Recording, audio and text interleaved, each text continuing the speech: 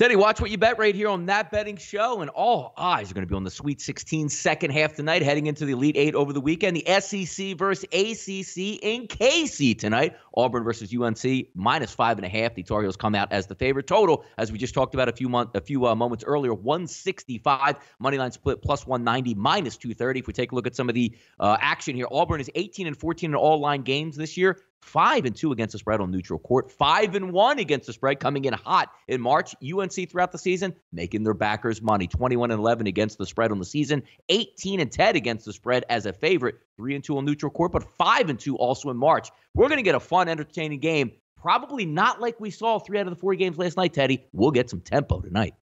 Oh, yeah, we should get a lot of tempo tonight. You know, tempo, the lifeblood of that UNC offense. The Tar Heels, 5th in the country in shortage average length of possession. They push the tempo off opponents' makes. They push the tempo off opponents' misses.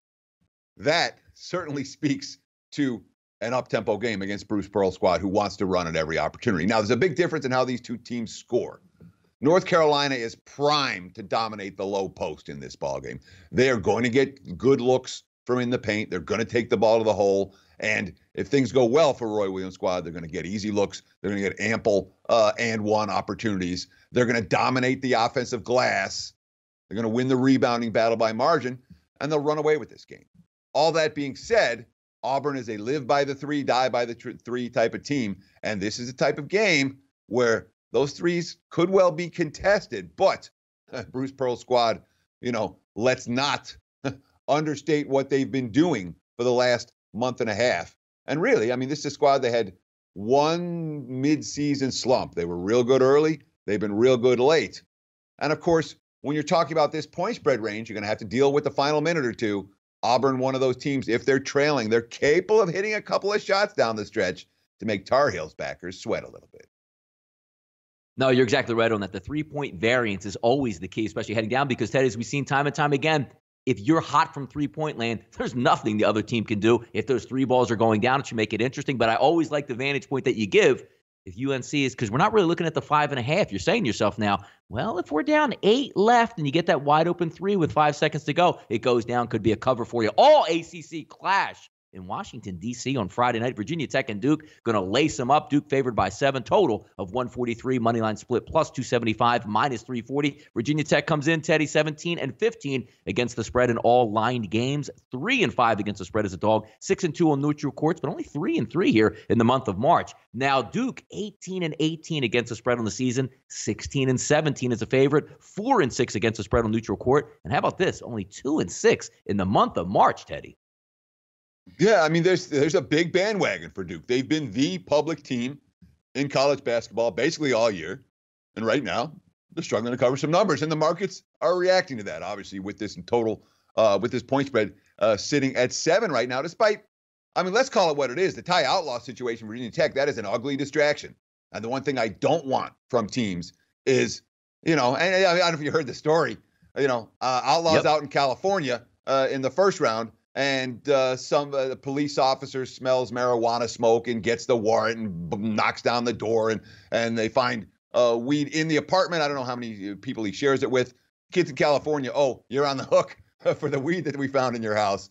But it looks like he's going to play. That's still a distraction. Now, obviously, you get Justin Robinson back for Virginia Tech, and that's a big, big impact return from injury. The starting point guard for the first half of the season. What do you have? 29 minutes against Liberty, 13 points, 4 assists, 2 steals, 2 rebounds. Certainly had an impact in that game. I expect him to have an impact in tonight's game. But we talk about the 3-point variance. Duke, barely 30% from beyond the arc for the season. We saw those issues shooting the 3-pointer on full display in the lucky win against UCF. And in terms of, if you're not Zion or Cam Reddish or RJ Barrett, you haven't really done anything for Duke in this tournament. The supporting cast is what the Blue Devils need to step up tonight against a Virginia Tech team that they're not going to go without a fight. And I could tell you, if you ask me which game is going to go back and forth across the number in the final minute with somebody hitting a 3 and somebody hitting some free throws, boy, this game sure feels like that kind of contest, doesn't it, Donnie? Yeah, Virginia Tech, I mean, they can stroke the three. And you're right. In the last meeting, let's not forget, when they did play Virginia Tech picked up the victory. No Zion in that game, Teddy. Also, no Robinson. So you're getting both of these guys back. And the one thing I can respect out of Virginia Tech with the situation with Outlaw, he gets caught out in California. But they do the smart thing, Teddy. They wait 4 days before they drug test him. And of course, after the 4th day, he passed that drug test. Good move by Virginia Tech. Shows, Teddy, their commitment to excellence in winning this ball game. Let's take it to the Major League Baseball diamond. Astros and Rays round 2 yesterday. Astros come up with an opening day victory, knocking off Blake Snell. Taking a look at this game, the Rays now up to plus 127 with a total of 7. But an interesting part of this game, the Rays are putting their Astros old friend Charlie Morton on the mound to try to even up the series today. Yeah, they are. I'll tell you what.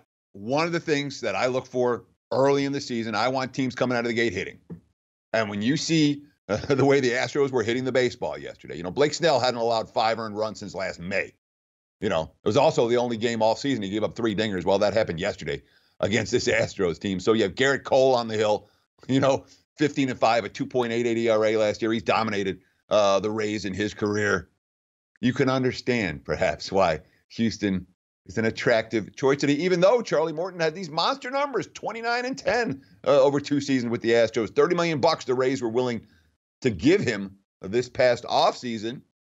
Understand that. Certainly understand that Rays bullpen is one that we want to be betting on. But when it comes to lineups right now, I trust the Astros in a way that I do not trust Tampa Bay. That tells me if I'm playing, I'm laying with the favorite, not taking with the underdog.